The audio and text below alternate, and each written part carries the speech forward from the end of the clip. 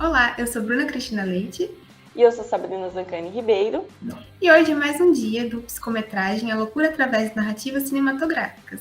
E a análise da vez vai ser o filme O Mínimo para Viver. Esse filme conta a história de uma jovem de 20 anos que sofre de anorexia e embarca numa jornada de autoconhecimento em um grupo liderado por um médico nada convencional. Esse longa-metragem será analisado por uma dupla maravilhosa de profissionais. Antes de mais nada, se inscreva no nosso canal, deixe seu like no nosso vídeo e nos siga lá no Instagram, alapse.tl, para acompanhar os próximos psicometragens e também para participar da análise através de dúvidas, que você pode estar enviando pela nossa caixinha de perguntas nos stories, que sempre abriremos antes de anunciar o filme do mês a ser analisado. Então fique com a gente, porque depois da vinheta vamos começar mais um psicometragem.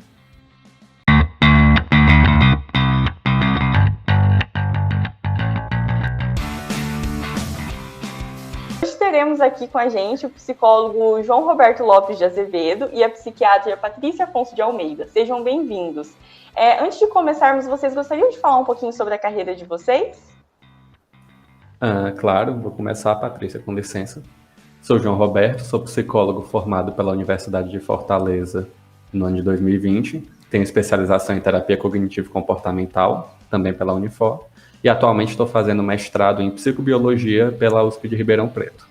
E eu tenho alguma experiência em atendimento ambulatorial dos transtornos alimentares. Bom, sou Patrícia, psiquiatra, formada pela Faculdade de Medicina de Marília, pela FAMEMA. Tanto a graduação quanto a pós-graduação, né, a residência médica foi feita na FAMEMA. E a gente vai fazendo os cursos aí. O transtorno alimentar, ele é algo muito instigante, né, que eu acho que é um dos temas que nós vamos abordar hoje de uma forma mais profunda. E não tenho nenhuma especialização, mas a atuação clínica me instiga. Gostaria de partilhar, e as meninas já sabem, nossa última supervisão foi sobre transtornos alimentares, né? Então, o Instituto Gratidão faz supervisões mensais e a última supervisão foi sobre transtorno alimentar. Eu falei, nossa, podia ser perfeito isso. Vamos lá discutir o que temos para hoje. Uma honra ter vocês aqui. E agora passo a palavra a vocês. Vamos à nossa análise. Vamos lá aí falar um pouquinho sobre o filme, o que você achou, como é que foi? Vamos lá. O filme, né, eu estava até comentando com as meninas antes de começar, é um retrato muito fiel de um paciente com transtorno alimentar. Né? Os pensamentos, as reações, as internações constantes, os conflitos familiares, as medidas compensatórias, né, as estratégias compensatórias para evitar o ganho de peso, né, que é até o que aparece constantemente no filme com a Ellen, que depois vira Ellie, né, as abdominais, especialmente depois de um processo emocional muito grave, né, quando ela passa por um estresse, né, quando ela tem um conflito, ela sempre acaba indo para as abdominais. Em relação ao filme, eu gostaria de sinalizar que foi assim, ele teve uma perspectiva do próprio indivíduo, né? Porque às vezes tanto a família quanto até nós, os técnicos que estamos dando aí o suporte aos pacientes, às vezes a gente tem o nosso olhar, a nossa perspectiva técnica, a família tem a perspectiva, né, de como é difícil ter uma pessoa com esse transtorno em casa, mas ele tenta de uma forma bem suave. A princípio parece assim até simplista demais. Nossa, será que é isso? A gente fica com esse desconforto, né? Uhum. Só que se você ficar atento aos detalhes, ele fez uma avaliação muito bacana, né? Tem algumas críticas positivas, algumas críticas negativas da área cinematográfica, mas vamos falar enquanto profissionais da área da saúde, especificamente da saúde mental. Foi uma leitura muito, muito fiel a algumas questões, né? O João começou a pontuar e a sinalizar. Tem medidas, tem atuações purgativas, atuações restritivas, atuações compensatórias. E todas elas são trazidas de uma forma leve. Não tem aquele olhar punitivo, aquele olhar crítica, né? Eu acho que é isso que é muito bacana. Tá, então são seres humanos em sofrimento. E trazer o transtorno alimentar como sendo, olha, um descontrole de impulso, um descontrole da questão do humor, foi a grande sacada desse filme. Sim, né? E outra questão bacana, né, é que a gente vê o filme inteiro pelo ponto de vista dos pacientes. E eles estão lá entre vários pacientes, então realmente não entra esse julgamento. Né? Uma paciente vê a outra com um saquinho da purgação, né, escondido, ó, eu não conto se você me deixar aqui fazer minhas abdominais. E acabou, né, tá resolvido o problema. Não tem, você não pode fazer isso é errado, né, que teria se a gente estivesse vendo do ponto de vista da profissional, da lobo, ou do médico, ou da família. E até você trouxe, João, eu já queria puxar, porque é a questão da internação, né? Aí chega um momento na mesa que fala assim, olha, então eu tenho tantas internações, eu tenho tantas... E quando o profissional, o doutor, começa a sinalizar para ela, olha, primeira coisa, você vai querer tratamento, eu só posso tratar de quem está vivo. Então, se você tiver um compromisso para a vida, eu faço um compromisso com você. Se você não quiser, eu não serei mais um agressor à sua vida. Eu não vou assumir o seu caso para te machucar. Sim. Acho que essa pegada aí no exame físico, quando ele está fazendo, ela foi muito importante. Sim. E também o olhar que ele faz, olha, tá bom, madrasta, você, né... É o não dito, é o não verbal, é o dito nas expressões faciais, nas expressões corporais.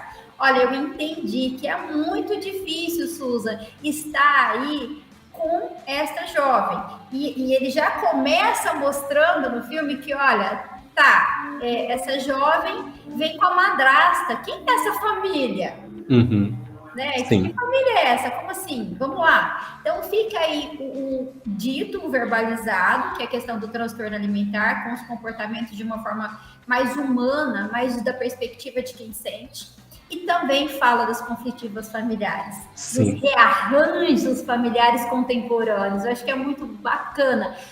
Tem o fundo, o principal vem a questão alimentar, mas não é disso que nós estamos falando. Uhum. É de como que as pessoas enfrentam as dificuldades. Né? Então, assim, um pai que foge, que não aparece, uma mãe que tem aí um transtorno de humor que ficou não muito claro, foi dito bipolar, não sei se bipolar, mas tem um transtorno aí de saúde mental que deu uma desorganizada, e aí traz também a questão da homoafetividade, a homoafetividade em reação, porque foi isso que ficou para mim, em reação a um casamento ausente, e aí tem uma madrasta que assume a função de mãe, é bem instigante, é bem interessante. Sim, é extremamente instigante. E um ponto muito curioso é que essa madrasta, né, a madrasta que falava as coisas erradas, a madrasta que era inconveniente em várias partes do filme, no final do filme, dando um leve spoiler do final, é pra lá que ela volta, né?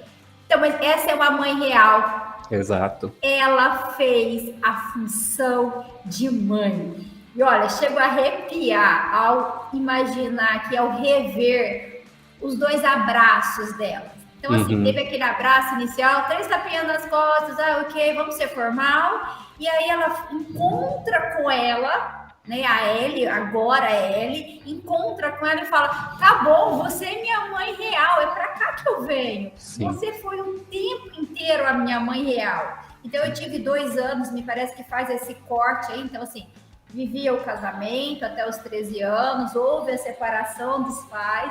Com a separação dos pais, a Ellen cuida da mãe, que desorganiza, que não dá conta, porque o casamento foi terminado numa traição, numa ausência. Né? Então, a Ellen, aos 13 anos, assume a responsabilidade da mãe e depois eles enfatizam bem, olha, tem 1 ano e 8 meses que você está conosco. Então, a Ellie, agora a Ellie, ela consegue ter uma mãe depois de adulta. Sim. Ela se torna uma adulta sem mãe e ela encontra a maternagem numa madrasta que foi aquela que roubou o pai dela e tem toda essa dinâmica aí pra gente abordar. E ser mãe é isso, né? Quem é que estava presente na hora da pesagem? Quem é que estava presente na hora de, se você quiser ficar aqui, você tem que passar por tratamento. Né? Tem a parte dura de ser um pai, de ser uma mãe. Né? E a madrasta cumpriu esse papel. Às vezes, com boas intenções, mas pisando nos lugares todos errados. Né? Com o bolo, né? Então, aquele assim, bolo de uma mãe real. Exato. É uma mãe real que ela estava presente. Então, a mãe biológica mandou mensagem. Não, olha, eu não dou conta. né? Eu não mando ela para mim, não, porque eu não estou preparada. Sim. Aí a Ellen, que ainda é Ellen, entra no computador, sempre fotos lindas, né? Estamos aqui, estamos curtindo, com cavalo, na pousada. Venham ficar com a gente, que é como se fosse uma pousada.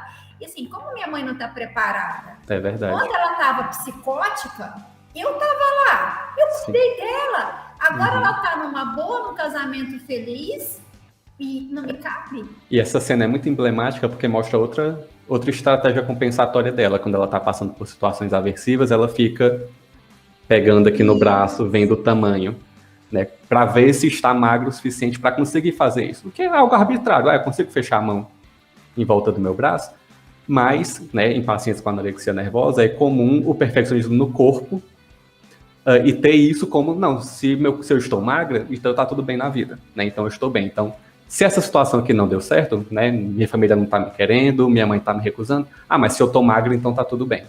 Eu vou só fazer uma releitura, tá bom, João? Claro. Olha, eu não sei se não tá dando certo ou aquilo que eu tenho controle.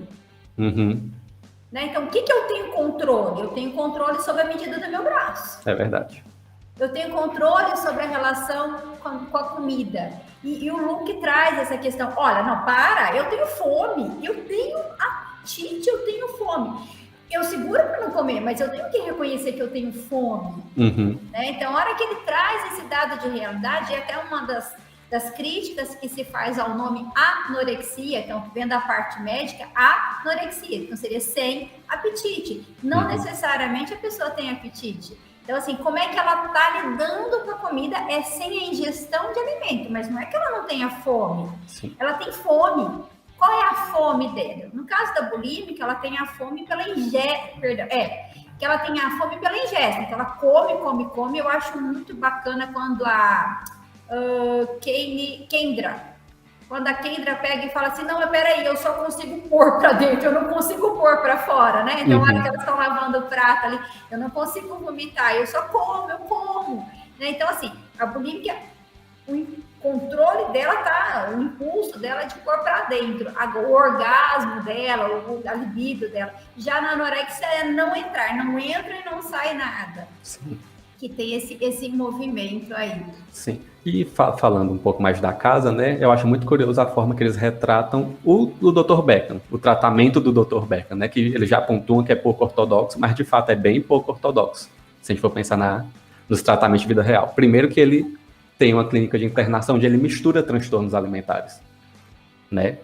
A gente vê na realidade um ambulatório de anorexia, um ambulatório de bulimia nervosa, e lá tá tudo junto e misturado. E também, né, misturar os gêneros. Normalmente os ambulatórios são de gênero feminino, tem um ambulatório específico masculino. Eu não sei se foi uma exceção que abriram para o paciente do Luke, que é um paciente emblemático também. Foi uma exceção, foi falado isso. Olha, aqui o número de vaga é tal, mas nós estamos com o Luke aqui, foi falado, a Lobo disse isso. Verdade.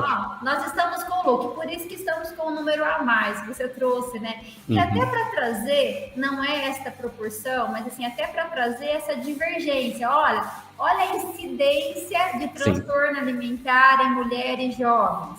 Olha a incidência em transtornos alimentares em homens. Então, traz essa divergência, né? E aquela cena ali do Luke, falando um pouco do homem, do gênero masculino, né? Então, assim, ele traz, olha, eu não sei se foi tão bom ser tão jovem e chegar no auge da minha carreira. Não foi dito, mas eu fiquei com a impressão, tá, e agora para onde eu vou? Passou essa sensação, mas peraí, se eu com 19 anos eu tô aqui, eu não tenho mais para onde ir.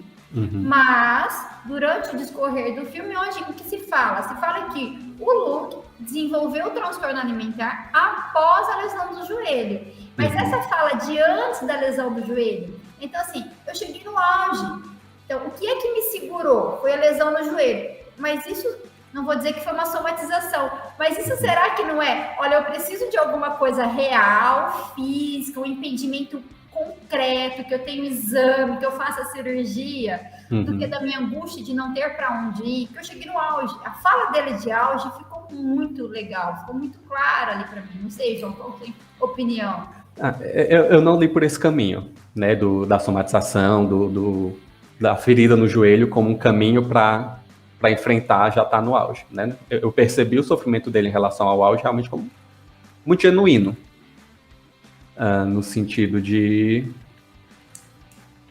já me machuquei, tive a lesão, não estou sabendo lidar com isso, com essa dor, com esse sofrimento, aí acaba indo, né, talvez por não estar conseguindo se exercitar, fazer os exercícios, seguir os treinos, está ganhando um peso e entra com uma medida compensatória, né, a anorexia, parar de comer, para tentar voltar, e isso acaba, né, trazendo dificuldades. Mas outro ponto do Luke que eu acho muito interessante é a relação dele com a Ellie, né, porque de início você vê um rapaz interessado pela mocinha, ok, história normal de romance, e aí vão chegar nas primeiras sacadas. Ele já conhecia ela da internet. Ele já tinha ela como musa há 2 anos, né? E de uma época que é muito sensível para ela, né? Onde os desenhos dela tiveram várias reações, e até isso entra no debate deles do que é amor. Quando ele diz que a ama, ela fala, o amor que as pessoas têm por mim não é bom para elas, né? A menininha, a jovem, se matou pelo amor que ela tinha por ela, pela admiração dela. Eu não lembro de ter aparecido o nome da jovem. Não aparece. Só foi falado stalker. Então, Sim. assim, alguém de fora que não me conhece.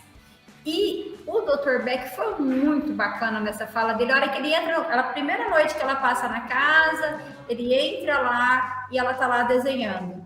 Daí, na hora que chega, um pouquinho antes, na hora que chega, que é tirado os aparelhos eletrônicos, de qualquer um que interna, né? Mas aí ela fala assim, não, mas ela faz uma inferência que isso está sendo feito por conta da Stalker. Sim. Mas não é por conta da Stalker, qualquer um que se interna. Então, como que alguma coisa que é tirada, cada um faz a sua própria leitura. Sim. Aí o Dr. Beck entra no quarto, pede autorização, é um quarto que não tem porta, interessante, mas mesmo assim ele para na porta, posso entrar? Né? Então, a porta é uma porta imaginária, mas transparente, né? Então, assim, eu não entro se você não me autorizar, mas eu te olho o tempo todo. Você tem, assim, pensando na questão da dinâmica, né? Então, as pessoas portadoras de transtorno alimentar, elas buscam um olhar para. Então, nós estamos te olhando, fiquem tranquilas. Vocês não vão se perder, vocês estão sendo vistas. Aí o doutor entra, aí ele pega e fala assim, olha, tá tudo bem, fique aí com os seus desenhos, mas guarda para você. E essa fala, ela me deixou assim pensativa. Guarda para você porque não é boa para o mundo, não vi essa leitura, mas guarda para você porque você fez uma leitura equivocada do que o outro fez da sua arte. Eu não sei, João, o que você pensou, o que você percebeu nesse momento aí? Eu achei essa sua leitura muito interessante, porque eu tinha ido para esse outro lado mesmo, né? Escreva sobre o que você sente, né? O paciente que está passando por anorexia nervosa está sofrendo, vê o tratamento como inimigo, né? Quer alcançar seu peso ainda, pelo menos no começo, né? Não estão querendo me engordar, eu não posso engordar, né? Não querendo me forçar uma alimentação, estão querendo me forçar um corpo que não é meu corpo é esse aqui, bem magrinho, né? E são sentimentos que ela tem, são sentimentos legítimos de se sentir, né? E pelo desenho ela consegue expressar. A leitura que eu tive do Dr. Beck foi exatamente essa. Não, tudo bem você sentir essas coisas, mas vamos tentar não expor, por enquanto. O que me remeteu, eu não sei se foi a intenção da Netflix, né? Por exemplo, a outra série, a 13 Reasons Why, que é uma série que fala sobre suicídio de uma forma bem explícita, é uma representação genuína do sofrimento do suicídio, mas que serviu para gatilho para muita gente. E que foi muito criticada, essa série, por conta da forma que ela demonstrou o suicídio. Então me pareceu quase uma metacrítica da Netflix, né? Não, tudo bem falar dessas coisas, mas dá uma segurada um pouquinho aí, né? Tanto que acho que até a questão do filme, que no começo fala que o filme foi criado com auxílio de pacientes que superaram o transtorno alimentar. Tá. Eu entendo, essa informação eu não tinha, tá? Eu não consegui fazer essa conexão da série, da crítica, mas eu ainda insisto um pouquinho nessa leitura, porque ela por vários momentos, a madrasta, até naquela reunião familiar que eles têm, eles arremetem a ser stalker. Sim. Então, assim, o problema não é stalker, porque as pessoas, elas fazem aquilo que ecoam com ela. Então, pode ter acesso a 500 informações, a 1 milhão de informações.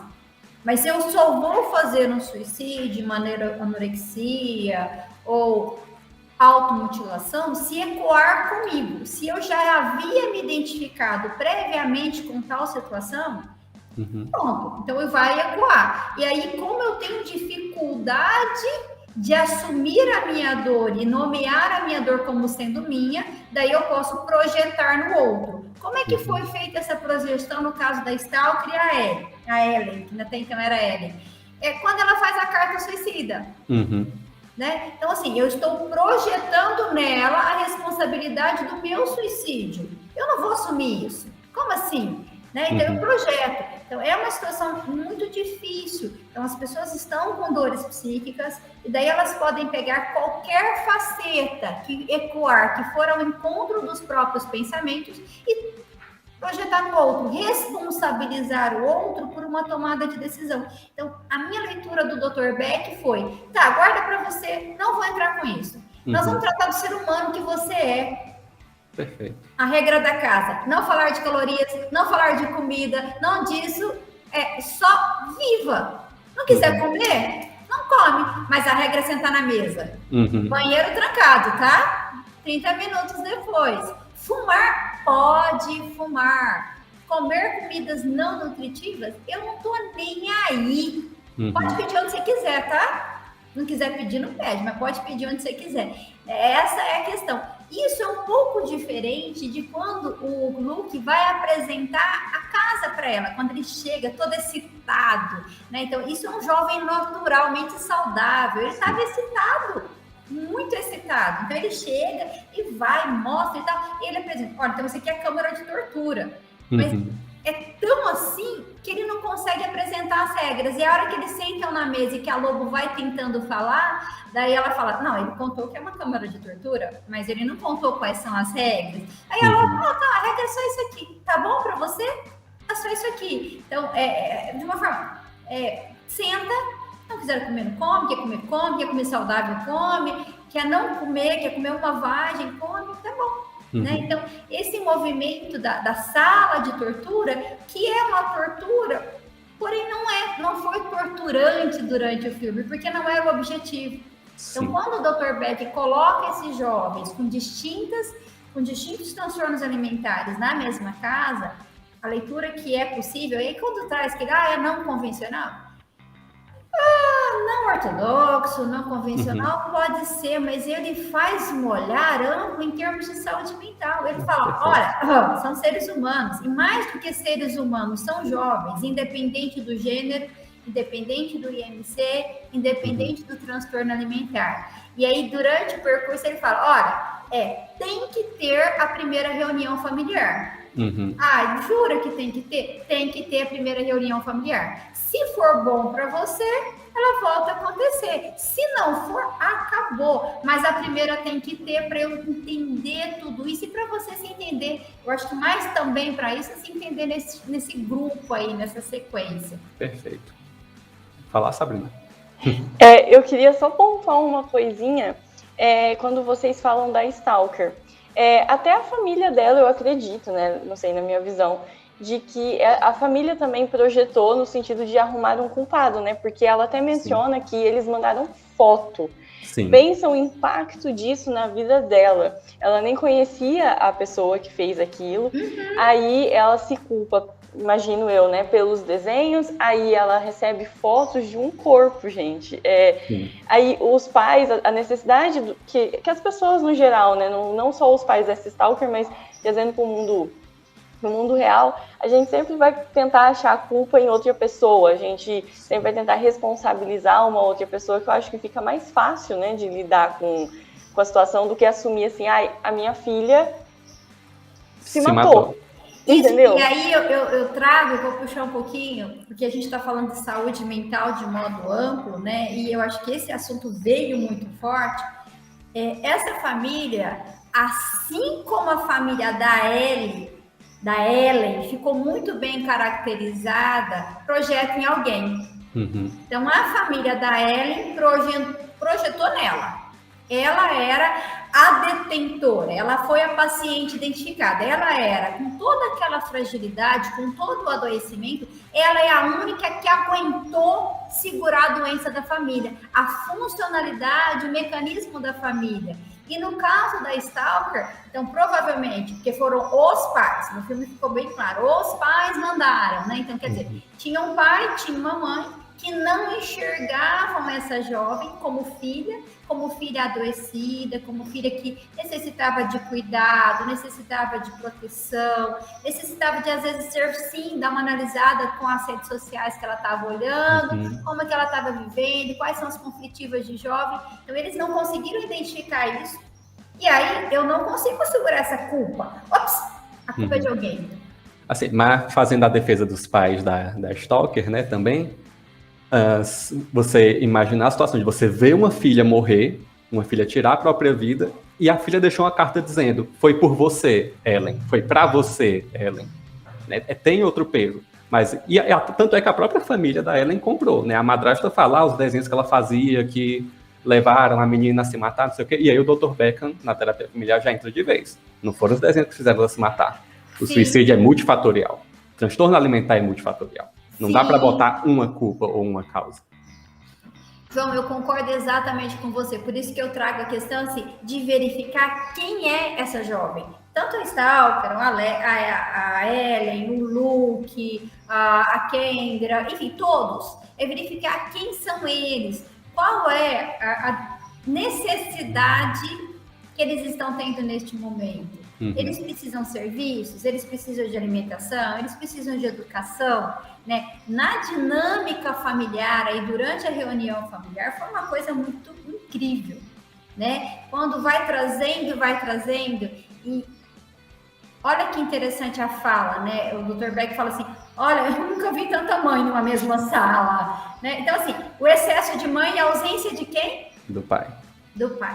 Então, assim, quem que foi esse pai? Se a gente está pensando aí na questão da dinâmica familiar, esse pai, nem tenho muita certeza, mas só dá uma pinceladinha. Olha, Jeff, eu não sei nem se é Jeff, assim, mas assim, é um nome X, né? Ele está sempre a caminho, ele está dando desculpa, ele não chega. Então, ele não é nem pai da jovem saudável, ele não é marido da atual companheira, ele não foi marido da companheira anterior, ele não foi pai da primeira filha. Quem é esse cara? E ele é ausente o tempo todo, ele fica onipresente como catalisador dessa dinâmica familiar, que é uma dinâmica familiar composta de muitas mulheres. Sim. Né? Então, assim, a gente tem uma mãe, que é a Susan, a adoecida, a gente tem um pai ausente, e aí vem a madrasta. A madrasta que também tem aí essa questão de... Ela tenta fazer uma função paterna. Sim. A hora que ela fala, tá bom, é assim, vai ser assim, ela tenta assumir uma postura, até a feição do rosto. A atriz foi muito bacana quando ela dá uma fechada, a Olivia dá uma fechada. Então vai ser assim, então fica bem, a gente tem que ir embora porque o voo vai sair. Né? Então ela faz essa postura toda. Então, dentro dessa dinâmica, o pai aparece como? Mas também ele fez isso, ele também...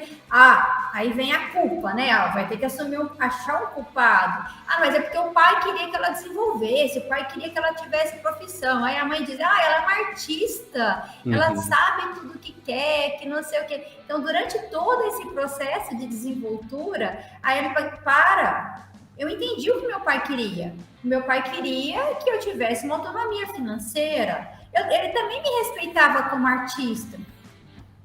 Então, pensando, vendo tudo isso, né, nessa questão da dinâmica, durante aí a roda de conversa, o primeiro encontro familiar, eu gostaria de ouvir você um pouquinho sobre isso, e se você puder puxar aí pra gente o encontro do Dr. Beck com ela para fazer a avaliação, eu gostaria muito de te escutar.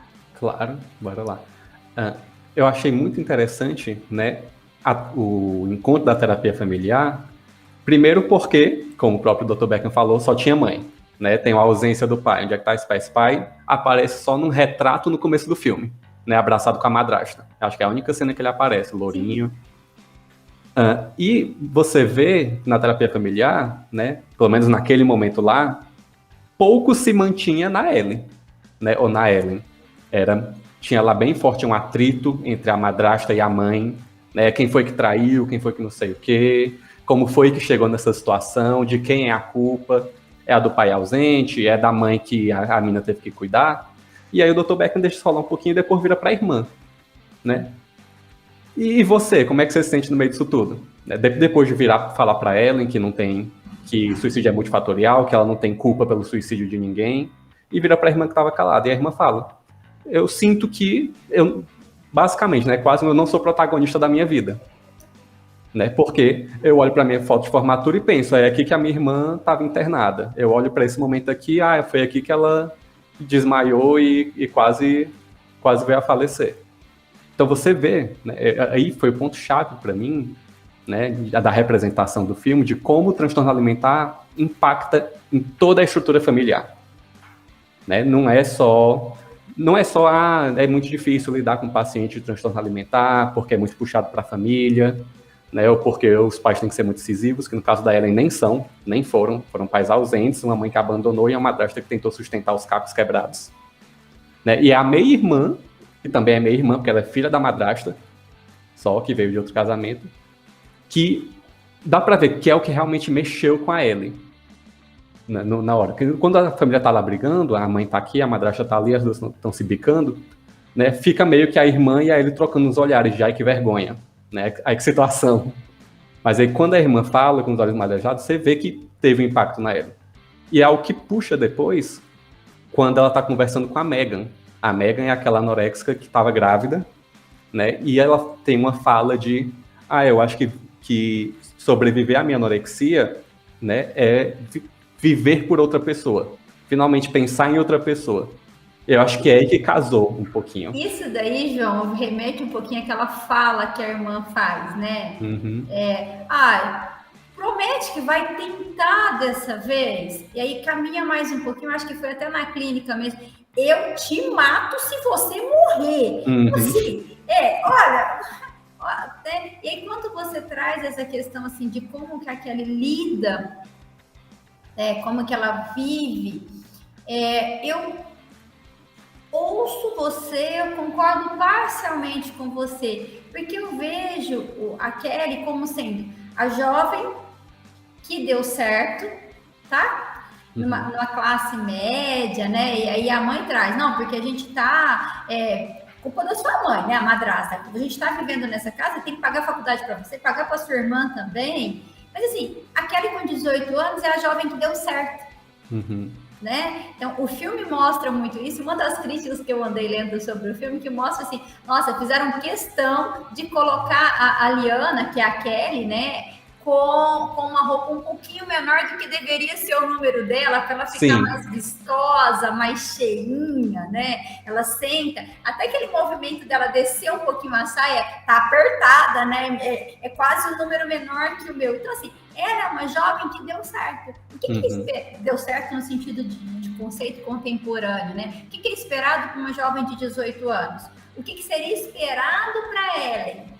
Que aos 18 anos ela entrasse na faculdade com um corpo saudável, uma mente saudável, que fosse viver. Quando a Kelly traz essa informação, tá? Mas a ausência de você não estava, eu fiz uma outra leitura. Ela é protagonista da história dela, ela sim é protagonista, no entanto, ela queria a presença da Ellen para aplaudi-la.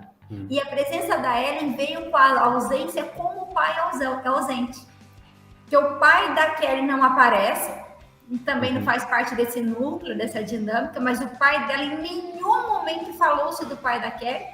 Será que ele foi presente? Será que ele foi ausente? E aí vem que a Ellen, que era uma figura que seria importante, está na formatura, está não sei o quê. E a Ellen também estava como uma figura ausente. Eu vejo ela como protagonista.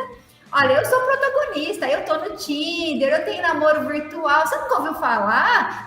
Para de brincar comigo, isso é coisa de jovem, você é jovem, ela traz essas questões. E ela fala assim, você é minha irmã. Então você não é minha irmã, mas você é minha irmã, você é muito importante, eu gosto de você. Faz favor de tentar, faz favor de viver. Então eu vi que assim tem essa perspectiva um pouquinho diferente, João. Bacana. Tá certo. A gente poderia, às vezes, agora, dar de repente, passar pelos outros personagens que vão aí acontecendo, né? No início do filme, na chegada da casa, então, tem toda aquela dinâmica que já mostra ela saindo do hospital, começa o filme dela numa internação. E ela, com essa postura de resistência, larga de mimimi durante a primeira internação do filme. Para de mimimi. Vai falar da magrela? Todo mundo tem culpa? Ninguém tem culpa. Essa é a primeira fala dela. Assume a sua responsabilidade e ninguém tem culpa. Você vai querer dizer que tem propaganda? Para com isso. E aí ela vai, e aí tem aquela parte jocosa, né? Ganhei um maço de cigarro seu, Eu falei que eu ia ganhar, e aí, né? Então, perdi peso, eu acho, ou fui expulsa, que não ficou claro. Acho que foi por ser expulsa. Então, fui expulsa, era a minha meta. A minha meta não era entrar. A minha meta, meu objetivo era sair. Então, minha meta não era entrar, meu objetivo não era tratamento, isso aqui era para os outros. Mas meu objetivo era ser expulsa. Eu não iria pedir para sair. Eu provocaria no outro uma reação que me levaria a sair. E eu ganhei o jogo, tá? Me dá meu maço de cigarro. E aí, como é que eu prêmio? Olha que interessante. O prêmio é alguma coisa socialmente criticada. O maço de cigarro. E o maço de cigarro tem a associação com o quê? Prazer oral, com recompensa imediata, né? E uma substituição do alimento pelo cigarro. Tanto é que, assim, quando a gente fala de tratamento, de cessação do tabagismo, uma das questões que a gente tem que tomar muito cuidado no cuidado com o paciente é a questão do aumento de peso. A substituição do prazer oral do cigarro, tanto faz a maconha ou outro, o tabaco, pelo prazer oral. Então, assim, vou fazer essa substituição. Então, dentro dessa pegada inicial, ela traz essa questão. E aí ela entra na casa. Ao entrar na casa, ela vai devagarzinho, assim, destrinchando todos os outros colegas. No primeiro impacto, quem que ela vê? Ela vê o unicórnio, não, ela vê o pônei. Né, que ela fala, eu acho assim, como assim? Adolescentes, e ela vai elogiar, seu pônei é bonito, seu cantinho é bonito. Sim. Foi interessante essa fala dela, assim, então, enquanto a jovem que já estava internada sinaliza, nossa, que calça bacana, quer dizer, legal, você tá bonita, que calça bacana, aí vem aí a Pérola e fala, a Ellen fala para a Pérola, o seu cantinho é bonito, cheio de pôneis, né? Então, assim, a gente tem aí a Pérola com os pôneis. A Ana faz uma fala muito bacana na entrada, a hora que ela vai chegando na casa, né? Eu tô aqui por bulimia nervosa. Para, agora é muito mais por nervosismo do que bulimia. Eu estou ganhando pontos para essa vibe. Só que aí segue um pouquinho mais. Qual é a única que tem o saquinho de vômito? A própria que tinha dito e que já tinha superado. Então, é uma sequência, assim, é muito bacana. Tem a questão da Megan, né, que não aparece a gravidez dela. Então, a casa vai seguindo, tem toda a dinâmica, que depois que você descobre a gravidez, você consegue até voltar um pouquinho e olhar, mas senão, você não percebe a gravidez. E aí ela sai da pesagem chorando, foi a hora que apareceu a gravidez. Não, chorando porque ela tinha ganhado um pouco de peso. É a fala de corredor. Davi tá chorando porque ganhou peso. Mas também, né, tá grávida. E aí é onde há a explicação. Por que seria um unicórnio? Então, o Dr. Beck traz lá no começo a amenorreia, na hora que ele vai trazendo os sinais clínicos, né? Primeira coisa, olha, eu estou afirmando que você está fazendo abdominal por conta das lesões nas costas. Você não menstrua, você tem a lanugem, que é uma forma do corpo se proteger. E aí ele traz da amenorreia. Então, todas ali na casa, mesmo a Kendra, que está acima do peso, ela não está abaixo do IMC, pode ter associação aí com ovário policísticos e também a amenorreia. Então, é uma casa que não menstrua. E aí, quando a Megan perde o bebê, aquele unicórnio, quer dizer, é um conto de fadas, não é um conto de fadas, é algo que não existe. Então, ninguém menstrua. Primeira menstruação já engravida, que seria a questão do unicórnio. Então, é uma casa que não menstrua, e essa casa que não menstrua, de repente, tem uma grávida, e ninguém menstrua na casa a não ser o aborto. Então, assim, tem essa pegada aí da Megan que é interessante. A Tracy aparece, mas muito superficialmente eu não consigo. Mas a Kendra, ela é inexistente. Ela não tem fala. Ela não tem significado. E aí eu fiz uma leitura como se fosse a mensagem de, tá bom, a Kendra, ela é obesa, ela seria visível, todo mundo consegue vê-la, mas ninguém vê porque ela é invisível na vida. Não sei aí, João, eu passei um pouquinho por alguns, depois eu queria falar aí dos profissionais, do restante dos personagens, mas vamos lá, deixa eu ouvir um pouquinho. Bora lá. A leitura que eu fiz da Kendra, assim como da... Eu esqueci o nome, mas é aquela que só come ovo cozido, uma menorzinha. Mas... Tracy. Olha para você ver, elas são inexistentes que nem o nome. A Kendra, eu tive que pesquisar para verificar quem que é o nome. A Kendra e a Tracy são inexistentes, elas não são vistas. Sim. E a Tracy tem um rostinho claramente infantil. Ele foi muito bem desenhado, a perspectiva da iluminação e tal. Então, assim, eu sou já mais velha, mas eu tenho um rostinho regredido, eu tenho um rostinho infantil. Mas vamos lá, João. Levando até um ponto que a gente nunca descobre a idade dessas pessoas, né? A gente não sabe se, por exemplo, ela é de fato menor de idade e está na internação junto com os maiores.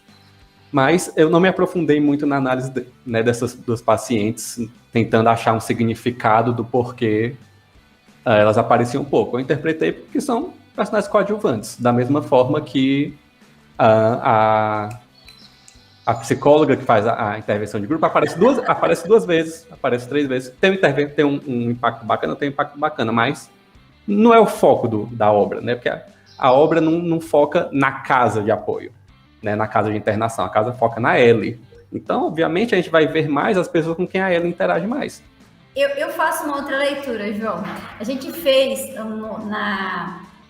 no cinemetragem anterior, né? Psicometragem anterior, que a gente falou até do finalzinho, aquele que a gente achava que não tinha sentido nenhum, a gente fez uma leitura, nossa, uau, dele já começa a ter sentido. Então, assim, a Karen, que é a terapeuta, a Tracy, a Kendra, elas não são importantes. Né? Então, assim, a leitura que eu faço são jovens que vão aprender a viver como jovens, lidando com as angústias e com as dificuldades de ser jovem. E ele traz essa pegada, a hora que eles vão para debaixo daquela chuva, né? Naquele frio, e aí, e que se foda, vai, xinga, molha, cai na chuva, né? Cai na chuva. Então, assim, seja jovem, poxa. Dançar na chuva, tomar chuva, molhar a roupa, xingar. Tá autorizada a xingar. E aí a Ellen dá aquele susto, assim, ela fala assim, nossa, até ela xingou, né? Que é do pônei, né? Que ela traz, assim, que é bem infantilizada. Que é um docinho de menina, ela é um pôneizinho. Ela xingou. Então, ela não tinha força para nada. E ela vira uma jovem e eles fizeram um filme muito bem feito, porque ela parece mais saudável, até em comparação das imagens, até mais gordinha, com cabelo solto, né? Então, assim, ela xingou. Então, ela se tornou uma jovem saudável no sentido de poder viver a juventude. Tá? Então, essas ausências de significância, eu vejo como tendo muita relevância. Elas, não estou dizendo que foram intencionais, mas elas têm muita relevância ao dizer que, são coadjuvantes, vocês não são importantes. A Kendra é enorme, tem a questão da obesidade, não é importante. A Tracy quase some, é a menorzinha, pequenininha. Não é a mais magrinha, mas é a menorzinha. E ela também não tem significância. A Lobo, ela entra com o olhar. Né? Então, ela calça a luva, eu vou verificar. Tem objeto cortante? Ela já olha para ela e fala, tem objeto cortante? Não tem. Essa vez, não tem. Você vai ficar sem. Não é, aqui não é assim, eu te dou as vitaminas daqui. Então ela entra de uma forma incisiva, sorrateira, não fala muito, as falas são incisivas. E ela é aquela que realmente, o lobo faz sentido, né? Aquela que olha, que zela. Ela não descansa, ela tá na casa 24 horas, né? E aí, pensando nessa questão dos profissionais e na significância, não significância, na presença, aí eu já até tinha discutido com você, né, João? O filme todo traz 2 homens só, que é o Luke e o Doutor. Então, a figura masculina, ela vai sendo de pouco destaque, de pouca relevância, mas ela existe, e existe uma figura masculina sexualizada.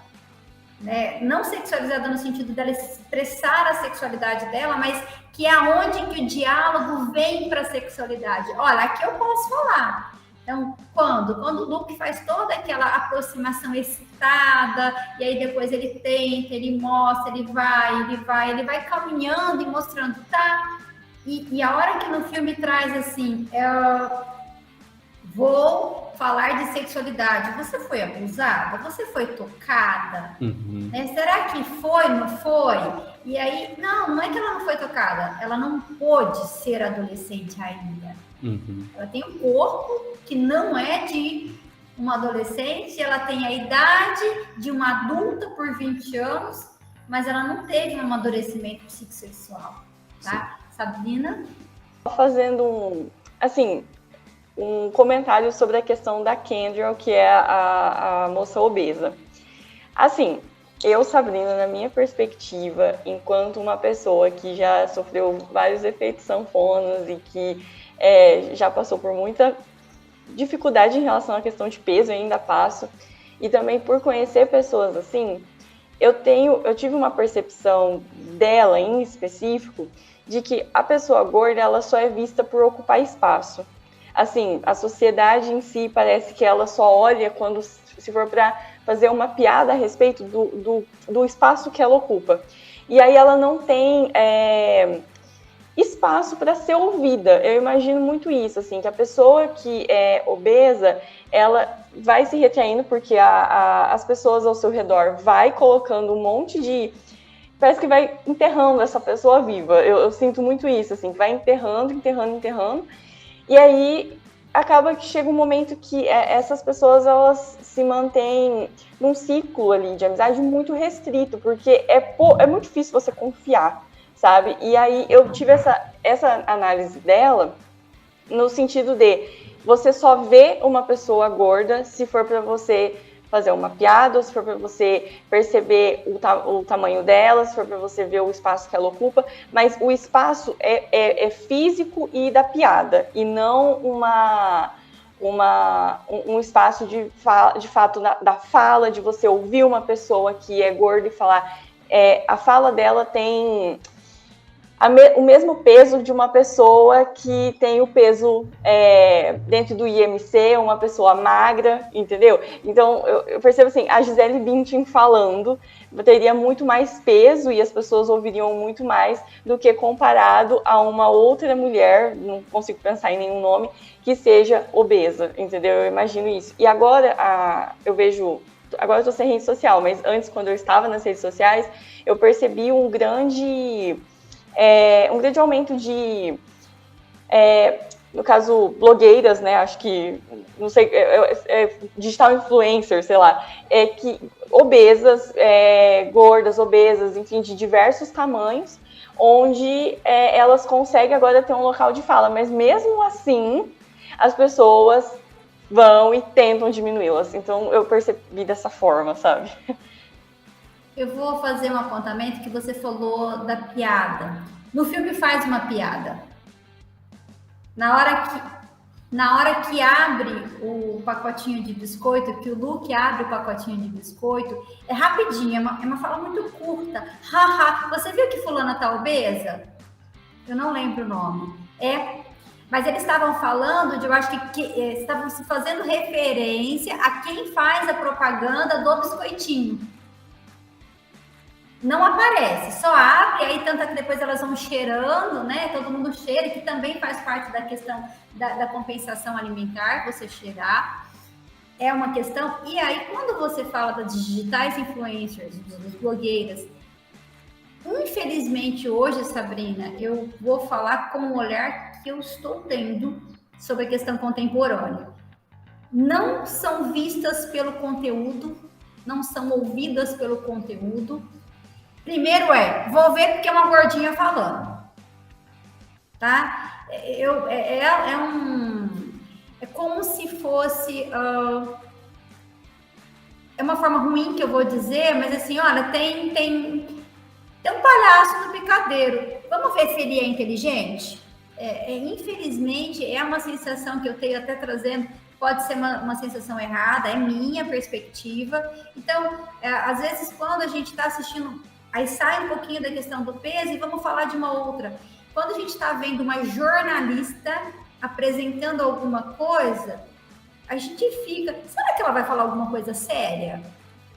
Não é tão consciente, tá? Fica no subconsciente, a gente presta atenção na notícia, mas como se fosse, olha, um homem de determinada cor, ele é dono da verdade. Então, presta atenção que a notícia é importante, né? Então, se fulano vai falar, presta atenção que ele é importante. Mas se é uma mulher, se é uma obesa, primeiro é mulher, primeiro é obesa, e aí depois... não... sabe que é interessante o que elas estão dizendo? Eu fico aí com essa questão. Não sei se tem pertinência ou não. João? Vou lá. Ouvindo a Sabrina falar, eu fiquei pensando um pouco mais sobre a personagem Baixa a mão. Sobre a personagem, né? E né, ela se apresenta um pouco como um alívio cômico, de fato, do filme. Né? Mas não é o que a gente esperaria. Né? Não ficam fazendo piada, a gordinha, não sei o quê. Ela tem uma interação muito bacana com a menorzinha. Eu sou péssimo com o nome, gente. A Trace. Com a Trace, né? Elas ficam falando, eu só consigo botar pra dentro, botar pra fora, não sei como é que é. E como é que tu cuida? Não, é nojento, vou falar não. Né? Traz um ar de graça. Ou quando o Dr. Beckman tá chegando antes da cena da chuva, e ela, eita, doutor, quer que eu vire hétero? A piada vai com a sexualidade dela. Né? E eu acredito também que a função dela nesse filme, digamos assim, é também de conscientização, porque a gente pensa em transtorno alimentar, em paciente com transtorno alimentar, vem uma imagem na nossa cabeça. É a pessoa magrinha, é a pessoa esquelética com a pelugem, né, lanugo, com lanugo. E aí você olha, é uma mulher negra, obesa, né, que está com a bulimia nervosa ou num transtorno da compulsão alimentar, não deixa claro, mas está com o IMC acima da média. Só fazer uma sinalização, se você vai ver as estatísticas, então assim, o que a gente fala? Anorexia. Mulher branca, né? De nível socioeconômico cultural mais elevado. Eu não estou dizendo que é ou não é, estou falando de estatística, né? Daí você apresenta uma negra obesa. Então, quando a gente apresenta ela não entra como bulimia, ela não entra como anorexia. Você pode ter, sim, mulheres e homens que sejam obesos com anorexia, porque o índice de massa corporal não é critério. Quais são os critérios? É o funcionamento, é a restrição, é a purgação, é a autoimagem corporal. Então, você pode ter uma obesa com anorexia. Né? Então, assim, não é o caso dela. Ela só fala, eu consigo pôr para dentro, ela foi para fora. Então, ela tem compulsões alimentares, ela tem binges alimentares. Isso ficou claro no filme. Mas, então, ela não purga, ela não faz exercício em excesso, ela não tem restrições. Não, então ela tem a compulsão alimentar periódica. Mas você pode ter obesos com este transtorno, não tem problema nenhum. Você tem que ver o conceito, não o índice de massa corporal. Vamos lá, Sabrina. Então, você falou a respeito das digital influencer, né? Eu vejo que tem também essa questão do vou ver para fazer, né, ficar pensando besteiras a respeito dessa pessoa, mas também está tendo uma representatividade muito bacana, porque outras mulheres gordas estão se identificando e aí elas engajam essas blogueiras. Assim, eu já percebi bastante isso. o quanto a fala de muitas delas acabam sendo muito importantes. Elas estarem ali é muito importante, porque fala assim, bom, tem espaço. O espaço, ele é lutado todos os dias para você conseguir esse espaço, com certeza, o tempo todo. Mas, tem uma pessoa ali que eu posso ser igual, eu posso falar. Eu acho que também tem essa visão a respeito das digitais influencers. E sobre a pessoa, uma coisa que o João falou que eu achei muito interessante é dessa questão da anoréxica, né? Eu vejo que na sociedade as pessoas falam, você é gorda porque você quer. Se você se esforçar, se você tomar opinião, você vai lá, você faz atividade física, você come melhor. Então, eu acho que por isso também que eu acho muito interessante ter trazido a Kendall, porque ela trouxe ali uma pessoa obesa que tem transtorno alimentar. Ela não é obesa porque ela quer. Tipo assim, eu quero, eu vou, sabe? Eu acho que quando se trata de pessoas gordas é um ponto muito importante, assim, muito delicado falar. Eu até fico assim, um pouco receosa de estar falando alguma besteira, mas o que eu percebo é que tem muito aquela questão a pessoa não faz por onde. Então a pessoa é preguiçosa, a pessoa sabe, tem esse estereótipo. E aí, vocês falando da Kendall, a Patrícia trouxe ela aqui, eu achei bacana, porque é importante a gente falar, sim, de que pessoas obesas têm transtorno alimentar. Pode não ter, mas muitas têm, elas não estão ali, elas não são daquele jeito, porque... e tem também as questões de distúrbios metabólicos, tem tanta coisa envolvida que a gente, assim, não pode simplesmente falar que a pessoa é preguiçosa, ou que a pessoa é comilona, ou que a pessoa seja qualquer coisa. Então, enfim, acho que a imagem da Kendall é muito importante para a gente ter essa análise, além da anorexia, além da bulimia, além da pessoa magra, né?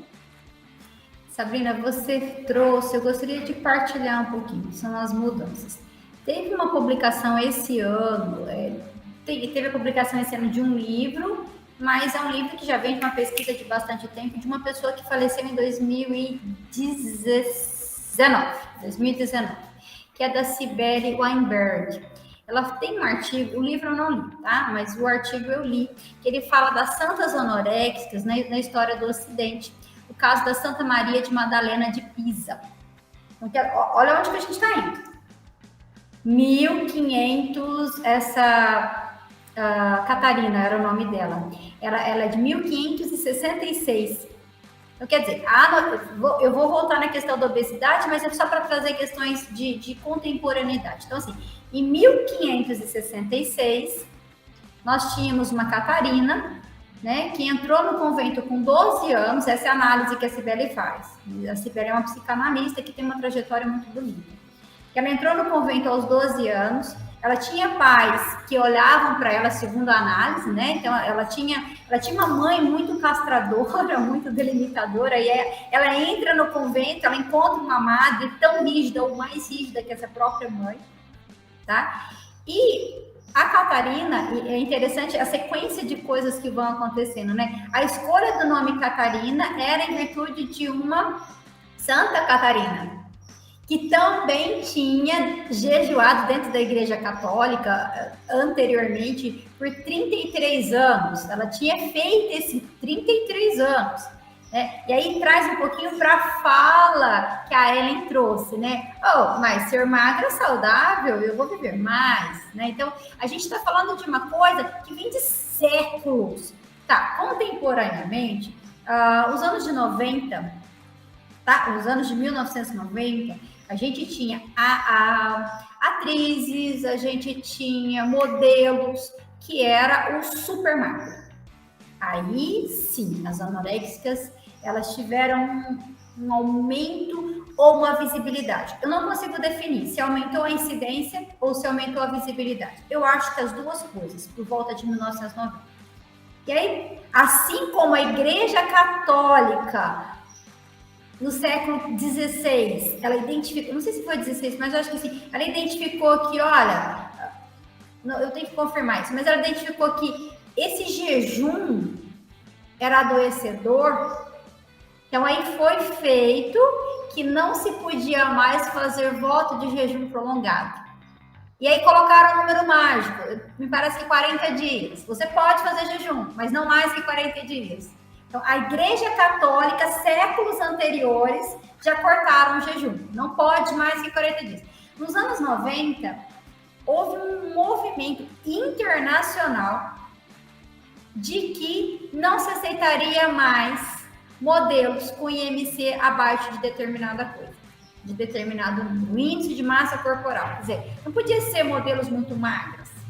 Aí, saindo de 1990, entrando por volta de 2000, a gente foi para um outro modelo. Qual era o modelo? A gente foi para o modelo das paniquetes, das gostosas.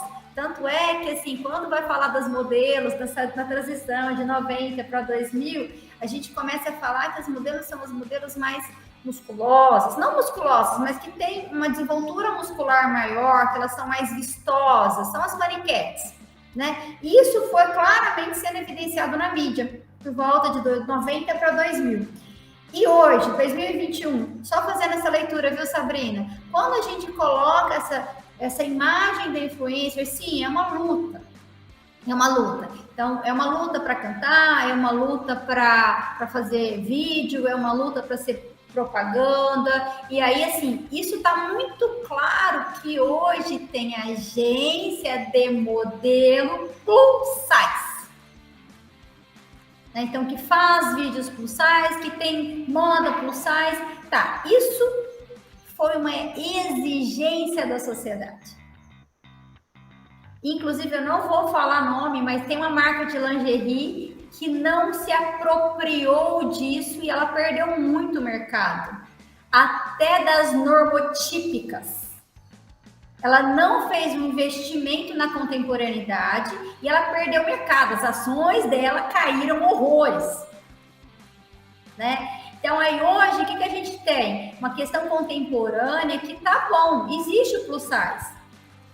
São seres humanos, são pessoas que vestem roupa e que compram, têm poder de compra. Então, a sociedade fez a pressão para, eu quero um biquíni que me caiba bem, eu quero uma blusa que fique bonita, eu quero um moletom, para os homens também, eu quero um moletom que vai me vestir e eu vou ficar legal, não vou ficar com a barriga de fora. Né? Então, tem tanto no modelo masculino quanto feminino. O que acontece? Por volta de séculos atrás, então, o que era o sonho de consumo? Ser obeso era o ápice. Por quê? Porque eu era rico, eu tinha acesso à comida, eu tinha acesso à fartura, então todos endeusavam os obesos e os magrelos eram os feiosos, das canelinhas secas. Aí a cultura foi mudando, a gente fez esse movimento das anoréxicas, agora a gente tá com esse olhar aí para a obesidade. Nem um lado nem outro ele é bacana. Nada é bacana, a gente não pode falar de doença como sendo algo saudável. Então, assim, a imagem corporal, ela só é a imagem corporal, é a roupa física que a gente veste. Né? Então, este filme, ele traz esses questionamentos de uma forma mais leve, mais aprofundada. Que roupa física que nós estamos usando? Mas também estamos lidando com uma sociedade contemporânea que não levanta do sofá nem para desligar a televisão. Casa inteligente, você apaga as luzes ou com instalar ou com o dedo no celular. Então, o nosso gasto de energia está muito menor.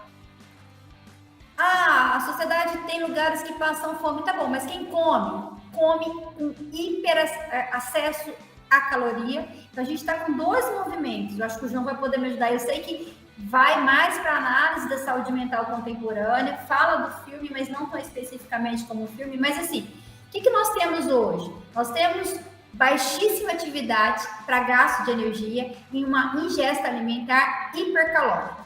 Não necessariamente estamos comendo muito, estamos sim comendo muito, porque é o prazer por prazer, eu vou ter prazer pela comida, pela boca, né? Eu vou ter prazer imediato pelo jogo, eu vou ter prazer imediato pela compra. Paquerar, um negócio que demora, flertar, sair, seduzir. Cara, isso gasta muita energia. Não, site de relacionamento. Quer transar comigo?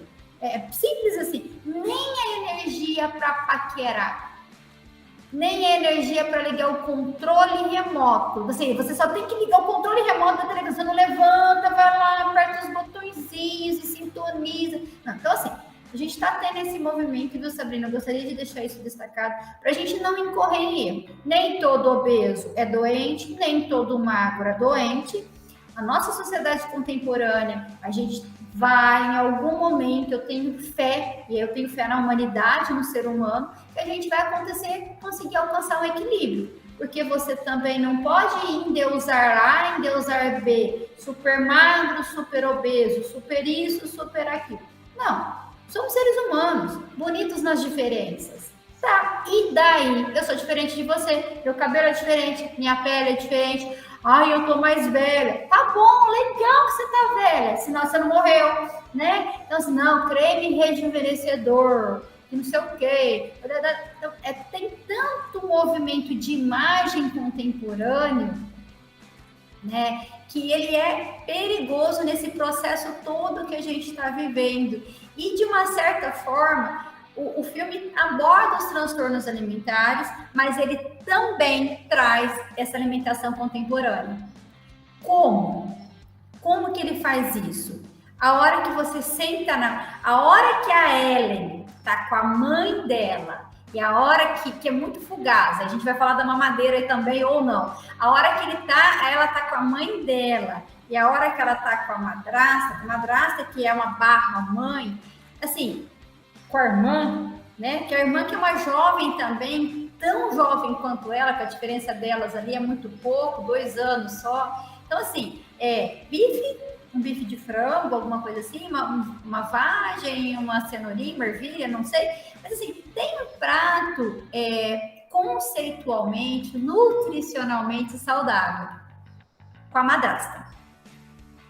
Com a mãe, tem um caldo, que também é nutricionalmente saudável. Não tá errado. E aí vai para casa. Ah, vai ser jovem. Pô, o que você quer comer? Aonde você quer? O que você quer? Aqui eu não vou restringir você. Você é um ser humano. Come o que você quiser. Mas o que é mais relevante? A emoção.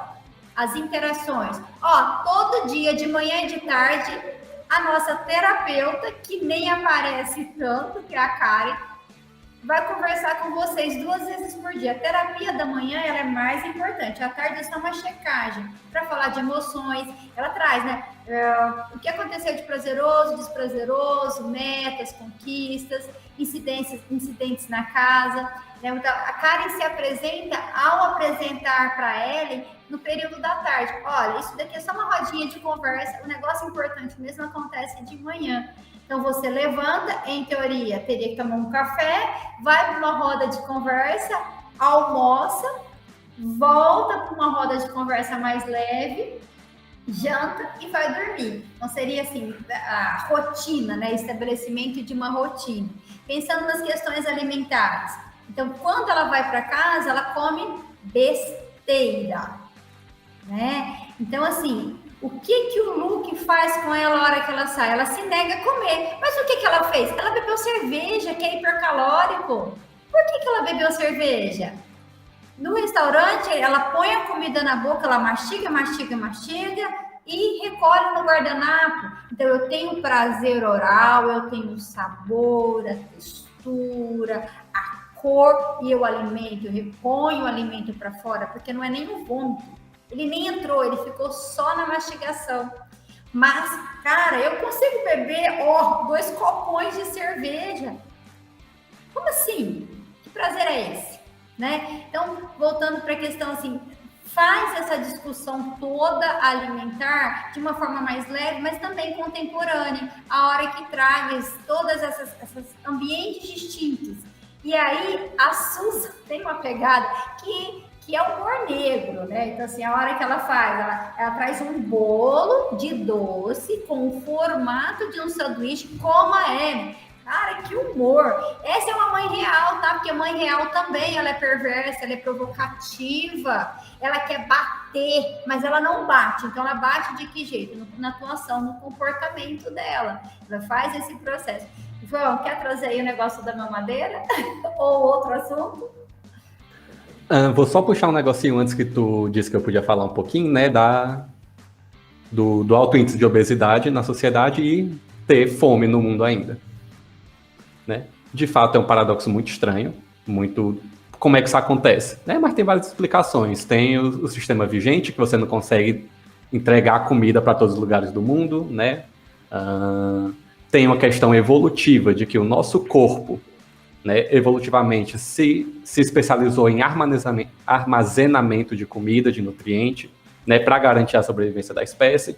Então, ele é muito bom em guardar e liberar é um pouquinho mais difícil, né? Você reduzir depois, isso é normal, isso é evolutivo. Eu ia falar que, assim, uma coisa que eu percebo é que vocês, eu não sei se é pelo meu nicho, assim, social, mas eu vejo mais pessoas buscando a magreza do que, na verdade, a obesidade. A Patrícia falou, né, inclusive, que as pessoas, o sedentarismo, tudo, mas eu acho que, pela questão do Covid, muitas pessoas agora estão buscando ser saudável, mas até quando esse ser saudável é ser saudável, sabe? Eu vejo muitas pessoas fanáticas por exercício, por buscar uma coisa, uma dieta regrada. Aí eu estou fazendo um adendo mesmo que eu achei pertinente. Sim. Falar que tem esses dois mundos. É um ponto muito interessante, porque quando a gente pensa na pandemia, vou entrar no que você disse, né? Os reforçadores que nós tínhamos para o nosso dia a dia, sair, ver os amigos, né, ir para a festinha, tudo isso acabou. Né? A gente não podia ver ninguém, não podia abraçar ninguém. Qual era o maior reforçador que a gente tinha acesso? Era comer. Né? Comer é um reforçador muito poderoso. A gente fica bem, quando tá mal, fica feliz, traz uma sensação de saciedade, de bem-estar. Mas a gente não conseguia, por estar em lockdown, né, a maior parte do tempo, a gente não conseguia se deslocar, a gente não tinha o gasto energético básico. Né? Às vezes até em casa, como a Patrícia disse, ligava a luz pelo celular, pedia a comida pelo iFood, não tinha nem o esforço de se levantar e fazer a feira, fazer a comida. E é óbvio que, né, isso com o tempo, 1 ano, 2 anos de pandemia, vai gerar um aumento de peso. João, isso era um confinamento, processo de engorda. Então, assim, eu te confino, você fica 1 ano e 8 meses confinado, aí a hora que você sair, a gente vai ter os discursos, viu, Sabrina? Vamos fazer exercício, vamos tentar emagrecer, comida saudável, mas assim, foi 1 ano e 8 meses de confinamento, mesmo no Brasil, que não levou tão a sério assim. Então, eu não podia necessariamente trabalhar, eu não podia ir estudar, eu podia dar uma volta na pracinha, comprar um cachorro-quente e voltar para casa, ou pedir no iFood. João, desculpa, vamos lá. Não, tudo bem, tranquilo, é isso aí. E voltando para o que eu estava falando antes, outra questão desse paradoxo da alimentação é que a gente tem uma alta acessibilidade a alimentos, né? Mas qual é a questão? Os alimentos mais baratos são hipercalóricos e ultraprocessados. Né? Então, não são alimentos nutritivos, adequados para uma alimentação saudável a longo prazo. Ou seja, você ganha peso, né, se alimentando do mais barato que tem, um excesso de peso, e pode nem estar nutritivo, nem estar não tão nutritivo assim. Às vezes está com deficiência de ferro, às vezes está com deficiência de vitamina D. Ou seja, a gente tem muito alimento, mas esse alimento que está amplamente acessível é de baixa qualidade. João, medicamente falando, então as pessoas às vezes elas estão obesas, aparentemente saudáveis, mas elas estão desnutridas. Mas sim. Desnutrida e obesa? Sim. Desnutrida, obesa, com aumento de colesterol, com anemia. Tá? Esse é o paradoxo aí da contemporânea. Voltando para o filme então, para falar, para mim é a cena mais emblemática. Né? Depois que a Megan passa pelo aborto espontâneo, né? Desestabiliza a Ellie inteirinha, especialmente depois da briga que ela teve com o Luke nas definições de amor, que a gente já falou aqui um pouquinho sobre, mais no começo.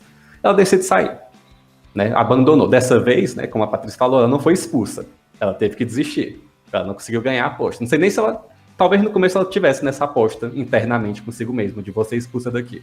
Mas acho que com o tempo ela começou a gostar da casa e os eventos fizeram, não, eu preciso sair daqui, não tô sustentando. E ela vai para a casa da mãe, né, da mãe de Phoenix, mora no Texas, tem a fazenda. E aí tem a cena da mamadeira. Né? O que é que eu percebo dessa cena da mamadeira?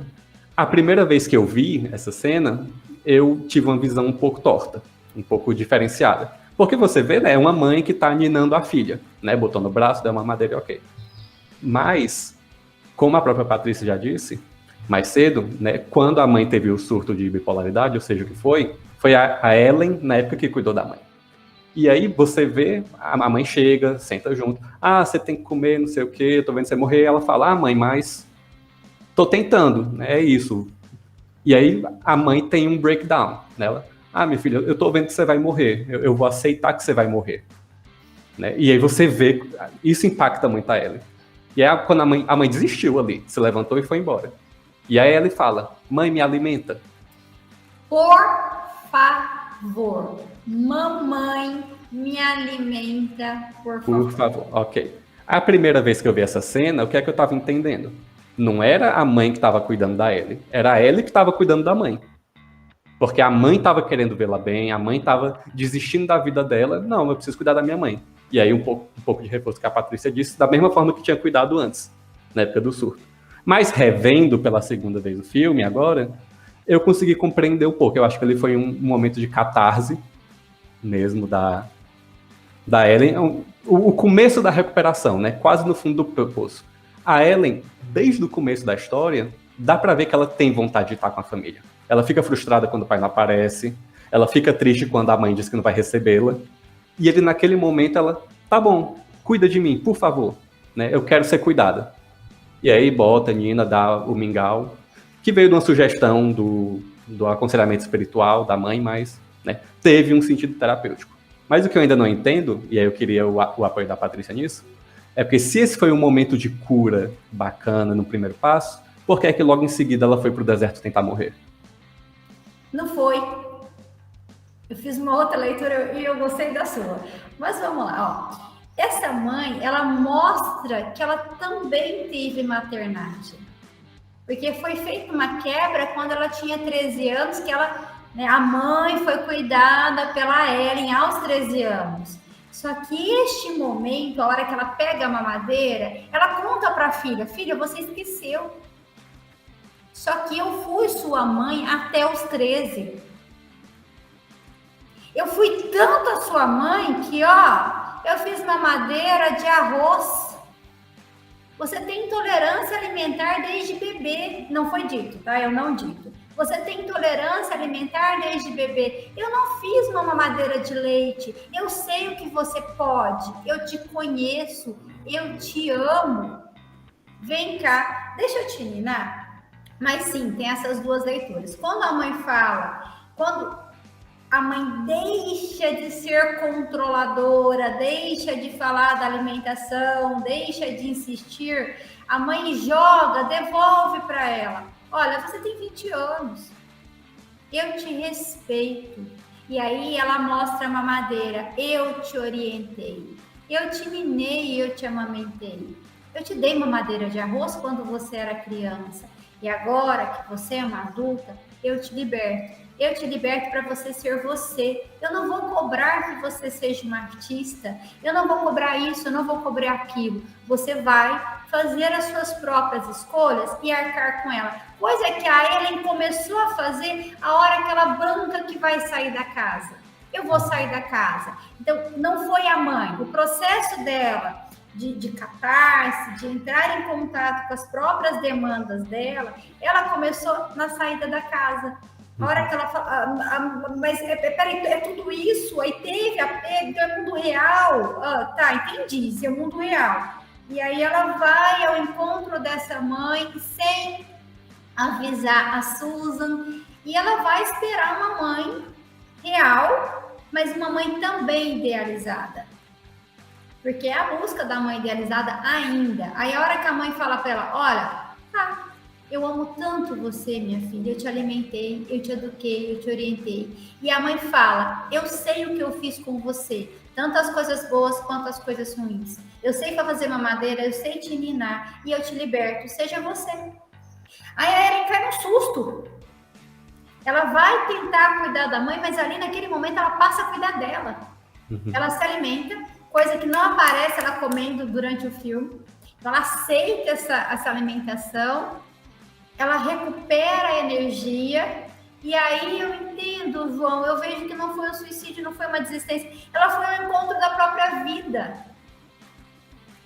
Ela foi buscar a vida dela, fazer o percurso dela. Ela não estava ali contando caloria que ela estava perdendo da mamadeira. Essa foi a minha leitura. Ela foi buscar a vida dela. Ela foi buscar a vida dela, ela caminha bastante, fica exausta, adormece, no lugar árido, exposta ao sol, deixa a margem de dúvida se ela estava dormindo e sonhou ou se ela teve um delírio. Você tinha falado do delírio, João, eu prestei atenção, eu fico em dúvida se era um sonho. E o que ela sonha? Ela sonha aquilo que ela começou a buscar na saída da casa. Porque ela foi muito provocada ali. Aquela convivência afetou ela, entrou, penetrou. A família não estava dando conta. Ela só aumentava a resistência. Aí a hora que a casa fala, tá, seja você, eu não tô nem aí pra você. Eu tô cuidando, mas as suas escolhas são suas.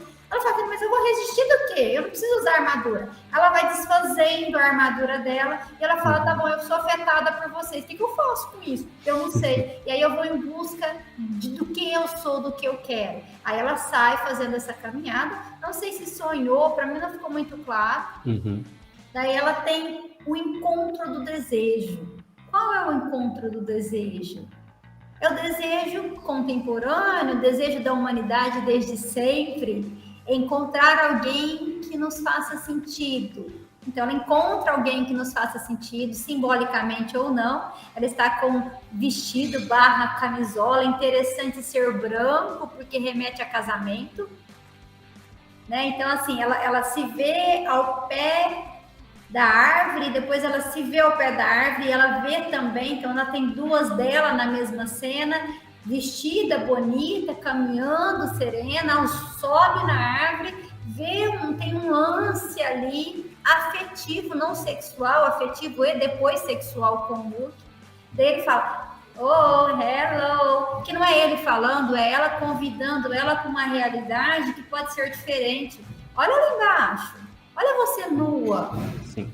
Olha o que você é, olha quem você é. Isso é você? É o que você quer? Essa cena é muito interessante, desse delírio ou do sonho, ou seja o que for, porque na hora que faz o corte para ela acordando no delírio, ou seja, ela entrou no sonho, ela entrou no delírio, você vê, ela tá coradinha, as olheiras sumiram, ela tá até um pouquinho mais cheia, né? E tá lá interagindo com o Luke, aí do nada ela olha para baixo e vê a ela real. Ela real, né? Magra, com as olheiras, com lanugo, né? Toda curvada, ela até fica, isso aí sou eu? Né? Isso me remeteu muito ao próprio distúrbio de imagem corporal, que uma pessoa com anorexia, né, ela tem uma imagem do seu próprio corpo diferente. Ela não está se vendo magra, esquelética, né, desnutrida. Ela se vê, não, eu tô ok e eu posso ficar mais magra. Ela é como se ela finalmente se visse pela primeira vez. Isso aí que sou eu sou desse jeito. E aí, quando ela acorda, é outro ponto interessante. Ela acordou, ok, vou me cuidar. Para onde é que ela vai? Qual é o primeiro? Para a mãe verdadeira. E aí eu vou fazer uma fala com você que me veio essa imagem agora, eu queria partilhar com todos. A Megan perde o bebê e ela nasce. É verdade. Quando a Megan aborta, é o parto da Ellen. Ela entra numa angústia, ela sai, ela passa pelo canal do parto, que seria esse sonho / delírio, e aí ela vai ser entregue aos braços de quem? Da mãe que alimenta emocionalmente, da mãe nutritiva, que é a Susan. E aí ela chega e dá um abraço de gratidão, um abraço de encontro, um abraço de pertencimento. Tá, ok, você é tudo isso. Eu fui lá, eu tive que ir na minha mãe, eu sei que eu te causei preocupação, mas eu sei que você, como minha mãe, estava aqui me esperando. E eu, por favor, você pode me ajudar a caminhar nesta jornada, que é voltar para o meu tratamento? Perfeito. Então, você me ajuda, eu confio em você. É para você que eu me entrego, minha mãe. Apesar da outra ter dado a mamadeira, do parto, do simbólico, mas para essa mãe verdadeira, essa mãe real, essa mãe que foi muito bacana, o cineasta, ao mostrar uma mulher que faz uma crítica. E toda vez que eu venho aqui, ela tá com uma plástica diferente na cara. Que a Ellen fala, mas mostra um corpo de uma mulher compatível com a idade dela. né? Então, assim, a hora que ela senta, é até interessante, mostra só um pouquinho da barriguinha da Susan, né? Prensada na saia. Que assim, olha, isso é mulher normal, sabia? Mulher normal tem barriga, legal. Então, assim, esse processo de mãe, essa maternagem que ela vai ao encontro e pede para ela, tá bom, mãe, você é minha mãe real, você é aquela que aguenta, você é aquela que acolhe, e é você que eu me entrego. Por favor, me leva de volta pro meu tratamento. E aí o filme tem esse desfecho. Perfeito. Não sei, João, o que você acha? Aí fala, Sabrina, Bruna. Eu concordo, essa leitura do final, perfeito. Desculpa, eu tava olhando aqui o roteirinho, né? E aí tava aqui a mudança do nome pra Ellie, né? Eli. E aí, vocês falando sobre ela a Patrícia teve aí um insight maravilhoso em relação a Megan perder e a Eli, né, nascer. Eu acho que o processo, né, não sei, agora na minha visão, assim, me pareceu que o processo de gestação dela começou na mudança do nome, né? Porque a mudança do nome foi como se ela aceitasse que ela começou um processo de ser outra pessoa. Pode ser que ali no momento não estava tão assim, claro, visível, tão claro isso, mas você, até o doutor fala assim, nossa, você tá fazendo um comentário otimista, sabe? Então, ali ela já começa a mudar. Antes mesmo do nome. Sim, antes mesmo do nome. Aí sim, ele faz assim, nossa, mas parece que eu ouvi um comentário otimista, e aí ela fala, eu ia puxar para isso, mas acabei perdendo o fio, a questão dos dois homens do filme, mas assim, ela fala da questão assim de que, e aí ele sinaliza, eu só tenho um comentário a fazer. É da minha família? Não, o seu nome não combina com você. Sim. Então, assim, quando ela traz essa fala, aí tem esse nome não combina com você, e depois ela fala, tá bom, mas eu não te conheço. E aí aparece um homem real que também traz sinais de adoecimento. Por quê? Porque ele não tem vida social. Ele não tem outras relações senão a relação de trabalho. Opa, tá falando de um adoecimento do doutor? O doutor também pode estar com sinais de adoecimento. E ela sinaliza, doutor, mas você não tá doente, não? Não com essa fala, né? Mas assim, mas e a sua vida? Você não tem relacionamento? Você não faz mais nada da vida? Você vive devoto aos seus pacientes? Sim. Essa questão da mudança do nome, né, ali já começou toda a gestação ali até ela nascer. Aí a cena da mamadeira foi uma coisa que eu já tive uma visão um pouco diferente, porque, se eu não me engano, a mãe dela fala assim, que na orientação espiritual que ela teve, foi porque ela teve depressão pós-parto e ela não teve esse vínculo com a filha. Então, assim, é por isso que ela fala, eu preciso, né, a fulana, nem sei quem que era lá, a guia espiritual dela, orientou ela a fazer esse movimento de amamentar, porque ela não tinha feito isso, por conta da depressão pós-parto. E não que ela não vai lembrar disso, ela é só um bebê, mas quais os impactos que isso pode ter gerado a falta de vínculo, né? Porque, gente, assim, eu peguei pediatria esse semestre e a gente vê o quanto é importante o aleitamento materno, não só para nutrir essa criança, mas também como um vínculo mesmo de confiança, né? Enfim, então pode ter tido algum impacto, sim. Imagino que isso tudo não é uma coisa do além, sabe? Que pode ter tido algum impacto, tanto que depois dessa amamentação, eu já vejo a saída dela para o deserto, aí, vamos dizer assim, não como uma tentativa de perder o peso que ela ganhou ali, né, as calorias que ela ganhou na amamentação, e eu também não vejo como a busca pela vida. Eu vi como uma autossabotagem.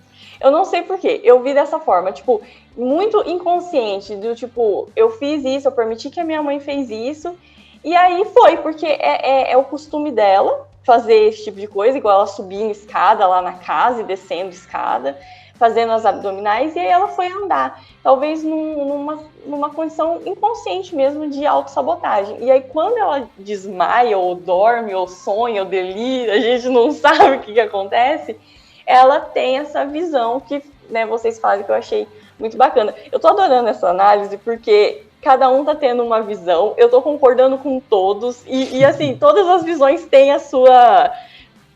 o seu... Sim, achei perfeito. Era só esse comentário que eu queria fazer. Sabina, eu queria aproveitar, eu não me atentei à fala da mãe ter tido depressão pós-parto. Realmente eu não me atentei. Eu só fiquei com a imagem de que, assim, realmente, a mãe sabia o que podia alimentá-la, né?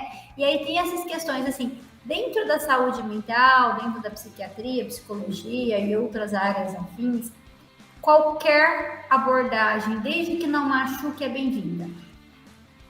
Pode ser por orientação espiritual? Pode, não tem problema. Se não fizer mal. Se não fizer mal, pode ser... a vizinha disse que se colocar um copinho com sal grosso na entrada da casa vai fazer a pessoa comer melhor? Vai fazer mal? Não. Né? Olha, tomar isso, opa, e a gente tem que ver se o tomar isso vai fazer mal. Amarrar uma corrente na perna, amarrar um torniquete na perna, opa, eu não sei se vai fazer mal, eu acho que vai, então não dá. Mas se não fizer mal, toda intervenção ela é positiva. E você falou, eu não tinha me atentado para essa questão da depressão pós-parto. Então, pode ser que no parto imediato, pós-parto imediato, ela não tenha conseguido, mas mesmo assim, com toda a baixa energia dela, ela não conseguiu, mas ela sabia quem era a filha dela, no sentido que, como que tá. João, vamos lá? Pra onde? Adorei! Não, concordo com você. Uma coisa que me chamou a atenção nessa análise do renascimento da Ellie, né, é exatamente a questão do aborto, né, do aborto espontâneo. Eu acho que a gente não prestou muito atenção, né, nesse pedaço da cena. Voltando um pouquinho à fita, né, ela descobriu que estava grávida, né, enquanto, né, ela tinha anorexia nervosa, e entrou no tratamento e decidiu que queria ter a criança. Aí, para ter a criança, né, ela tinha que parar as purgações, tinha que parar, tinha que se alimentar direito. E aí botaram esse prazo, até 3 meses, né? Até 3 meses de vida essa criança está em perigo, a gente não sabe se ela vai viver ou não. Aí ela se comportou, né? Tava comendo direito, estava frustrada com o peso crescendo, como a gente viu, né? Elas correndo depois da pesagem. E aí ela fala, hoje faz 3 meses e 1 dia que... Informação médica. Informação médica. Abortamentos espontâneos, a taxa é altíssima no primeiro trimestre. E o primeiro trimestre é a formação dos órgãos. Então, assim, se eu tiver baixa ingesta de ácido fólico, baixa ingesta de algumas vitaminas, por exemplo, eu vou ter uma má formação do tubo neural. Se eu tiver restrição disso daqui, eu vou ter uma má formação de pelo, uma má formação de pele, uma má formação cardíaca. Então, os 3 primeiros meses é quase que, se passou de 12 semanas, essa é a informação médica. Olha, a chance de vingar é muito grande. Sim. Aborto espontâneo depois de 12 semanas pode acontecer? Pode, mas a chance é muito menor. Perfeito. Então, essa é a informação médica. Não, muito bem-vinda, eu não sabia desse detalhamento. Mas aí dá 12 semanas e 1 dia ela fala, ok, a gente pode ter o chá de bebê. Né? Finalmente, agora eu consigo ver esse bebê, dá para trabalhar por esse bebê. Fazem, comemoram, e aí, nesse dia, encontram ela no banheiro, chorando, na cena do aborto. E ela chora, falando, eu achei que estava seguro, eu achei que estava tudo bem, né? Eu achei que já estava seguro. E no outro dia, na reunião em grupo, a pequenininha, que eu sempre esqueço o nome, a Tracy, ela fala, claro que abortou, ela estava purgando, ela estava pedindo por isso. Ou seja, ficou meio implícito, mas foi a minha leitura. Depois desse período, 12 semanas e 1 dia, ela sentiu, ok, agora eu posso voltar a purgar. E na hora que ela purga, ela perde a criança. E eu imagino que, na visão da Ellie, que estava acompanhando esse crescimento do bebê com certa esperança, com certo renascimento, Naquela hora ela viu, nossa, esse negócio mata mesmo, né? Transtorno alimentar mata, tira vida, traz infelicidade para todo mundo, para a família. E aí começa o período de catarse, reflexão, ela abandona o tratamento para tentar se encontrar. Eu faço uma outra leitura. Quando ela perde o bebê, porque, nossa, então o unicórnio, que é a forma como eles trazem, né? Então, ela vai ter o bebê, o unicórnio vai vingar, vai ter o bebê, ela faz, né, a imagem, né? Então, assim, ela começa a construir uma coisa positiva, ela faz o unicórnio com a barriga de gravidez de uma mulher grávida, né? Então, olha, vai dar certo. E aí perde. E a hora que perde, porque ela já estava decepcionada com uma coisa, ela estava decepcionada com outra, porque ela via, olha, fulano purga, fulano faz aquilo, e nada disso dá certo, né? E aí ela fala, não, mas a gravidez deu certo. Aí, de repente, a gravidez também não deu certo. É como se tivesse, a minha leitura, acabado todas as esperanças dela. Aqui, eu também não vou... Eu entrei querendo entrar, viu, João, Sabrina e Bruna?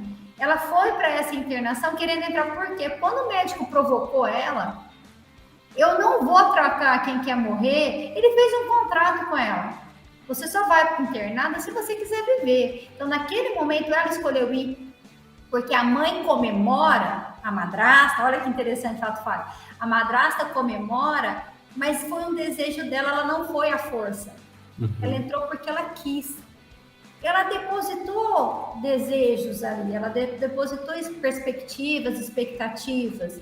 E aí tem um aborto, cara, vazou tudo, vazou o sangue, vazou tudo, não tem nada que me sustenta.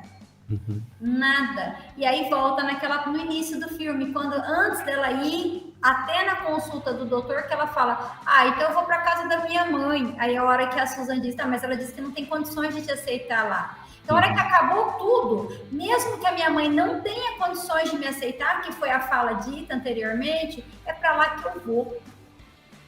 Então, tem esse movimento, é para lá que eu vou, eu tô sem chão, eu apostei nisso daqui, apesar dela ter nascido naquele momento que ela topa ser a Eric, ela faz toda, ela começa a existir, ela começa a se interessar pela vida do doutor, pela vida, eu quero saber de vida, me fala de saúde, me fala de vida, que ela começa a interessar pela vida do doutor, que ela tem um estranhamento, que ela também pode ser viva, ela pode estar viva, ela pode ser sexuada, ela pode ser tocada, que ela não foi abusada, ela só não podia existir.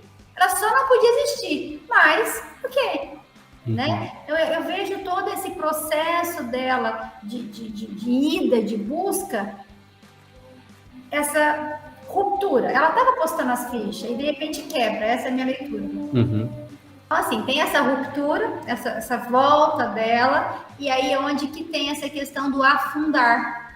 Então, ela precisou romper, né? E aí, quem faz acompanhamento de pessoas portadoras de transtorno devido ao impulso por uso de substâncias, né? Dependência química, às vezes no linguajar popular se fala assim, o fundo do poço.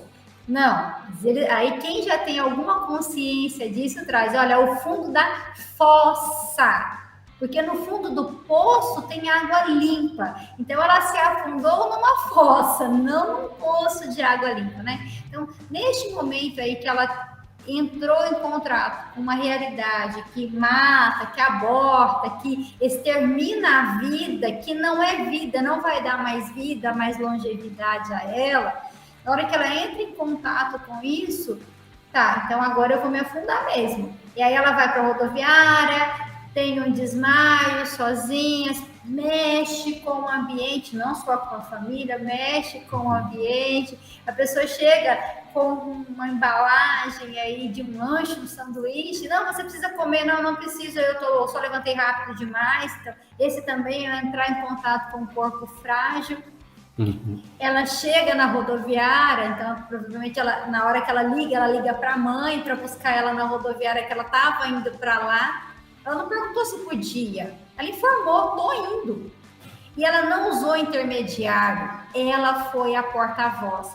Que anteriormente a Susan falava, olha, seu pai não vem, a sua mãe não te quer. Não, ela ligou.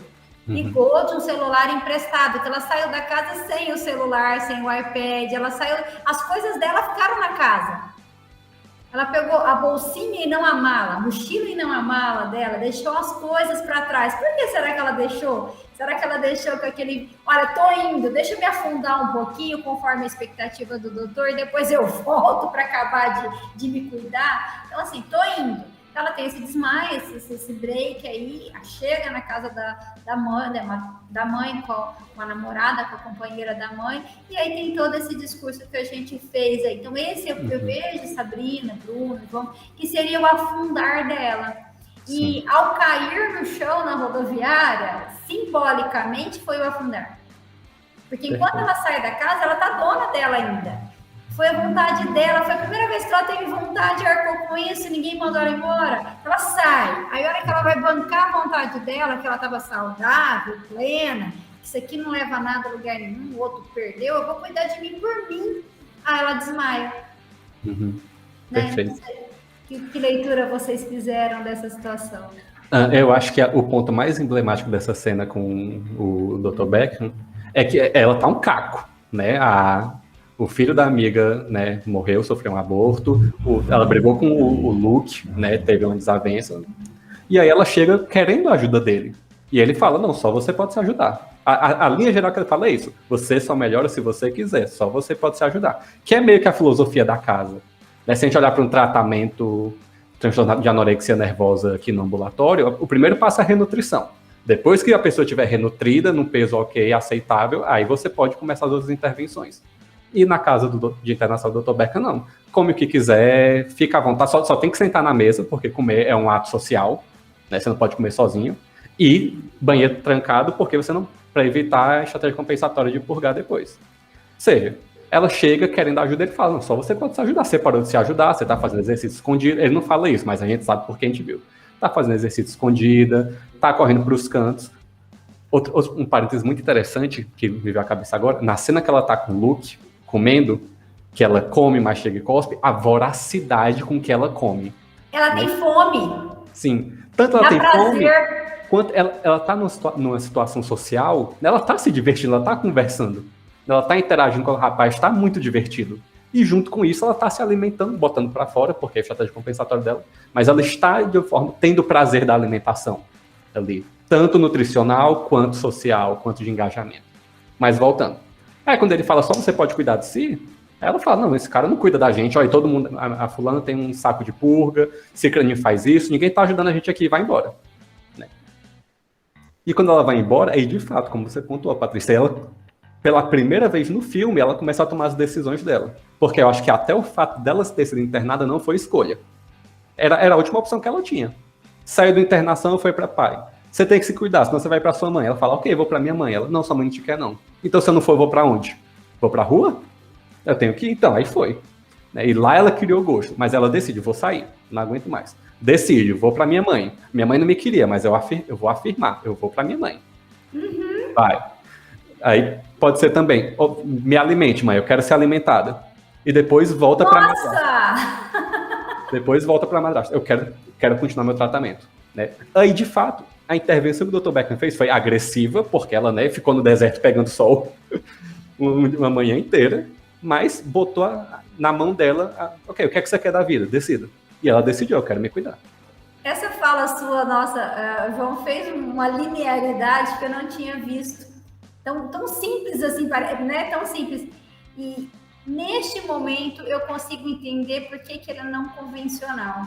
Porque essa fala não convencional estava me incomodando, porque não, ele está interagindo com o ser humano. O ser humano ele tem distintas demandas. Quem sai da academia achando que porque leu vários compêndios vai conseguir fazer uma clínica só porque sabe teoria, sinto muito, vai se decepcionar muito e vai machucar muito o paciente. Então o Dr. Beck fala, tá bom, a relação com o humano é assim. E aí ele põe essa fala sua do não tradicional, eu vejo aí. Olha, tá, você vai ter que cuidar de você. Ele faz essa fala lá no começo do filme, mas não tinha feito muito sentido para mim, mas agora fez. Eu só cuido de gente viva e eu só cuido se você quiser ser cuidada. E daí ela de novo testa ele, você não tá cuidando de mim. E a hora que ela testa ele, ele fala, tá bom, eu não tô cuidando de você. Você ainda não deixou? Você não permitiu? Uhum. Né? Então, foi muito linear essa. Muito obrigada. Por nada, que é isso. Que bom que você gostou. Concordou. Mais alguma coisa, minhas meninas? Não, eu só, nessa fala aí do doutor, é muito engraçado, assim, a forma como ela se assusta, né? Ela não tá acostumada com isso, porque o tempo todo as pessoas tentaram cuidar dela de alguma maneira. Aí, de repente, nela. Mas assim, é uma forma de cuidado, querendo ou não, já que ela não consegue se manter ali, ela por si só. Então, a forma pode ser torta, né? Você mandar em alguém, mas é uma maneira que eles encontraram de cuidar dela de alguma forma. Aí ela vai, ela tá ali, acostumada com aquilo e tal, sem arcar com, de fato, suas responsabilidades, apesar dela falar no início do filme, ai, para de mimimi, assume, mas ela não assumiu nem o fato dela sair. Ela fez outra pessoa expulsar, que foi o que vocês falaram. Então, assim, ela prega uma coisa, só que ela não faz, porque todo mundo tá ali em volta. De repente, é como se, sei lá, ela tivesse... Ela percebe que ela tá sozinha, ela tá ficando sozinha. Aí ela, realmente, o João falou assim... não foi de fato uma escolha, porque era a última opção dela, então você não escolhe, é a sua última opção, você acaba indo. E aí, quando ele fala, essa é a vida, essa é a realidade, você precisa se cuidar, para ela foi assim, como assim? Ela não estava acostumada, e ela já era uma pessoa, uma jovem adulta aí de 20 anos, e ela não tinha o mínimo de responsabilidade, assim, em relação às decisões dela. Então, realmente, assim, esse filme é incrível, porque você vê aquela pessoa que precisa de ajuda, mas ela acredita que não precisa, que tá tudo bem, porque ela nega o tempo todo. De repente, e ao mesmo tempo é aquela contradição, porque ela nega ajuda, mas ela quer, ela vive naquela forma ali de não se responsabilizar, das pessoas ficarem cuidando dela e mandando nela. E depois ela fica sozinha. Cara, faz uma linha muito bacana, sensacional. Eu amei esse filme. Ontem, inclusive, quando eu reassisti, para hoje chegar aqui e saber falar um pouco mais, assim, se precisasse, eu chorei demais, assim, em várias cenas. Na do aborto, eu chorei do aleitamento lá, que a mãe dela foi e amamentou ela. Eu chorei em vários, porque... transtorno alimentar é uma coisa que mexe muito comigo de forma pessoal e ver o sofrimento, assim, como uma pessoa se afunda, né, tipo, na fossa, né, é muito triste, mas acho um filme muito necessário, reflexivo, né. Vocês têm mais algum apontamento, alguma coisa? Eu só queria agradecer pelo convite, né, a oportunidade de estar aqui debatendo, muito engrandecedor, pela Patrícia que aceitou também, debate muito rico. Agradecer a Liga, agradecer a você, João, um prazer. A nossa conversa antes não foi tão prolongada, mas foi bastante estimulante. Sim. Tá? Foi um prazer também, muito obrigada a todos, muito obrigada, Liga. Eu que agradeço, viu? Eu agradeço demais vocês por terem vindo, ter topado participar. Eu fiquei muito feliz, assim, o João foi uma busca, tá, João, para te achar, porque a gente queria muito alguém da área, né, da psicologia ali, voltada para nutrição e tal. Então foi, assim, uma busca, e quando a gente te achou, eu fiquei, meu Deus, que alegria, porque acho muito importante trazer pessoas que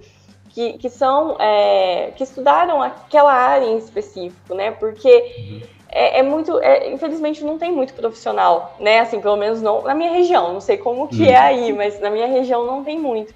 Então eu agradeço demais a Patrícia novamente por estar aqui com a gente. Sempre muito rica as análises que ela faz. Agradeço demais pela liga, viu? Também agradeço a vocês, falar que foi um debate muito rico.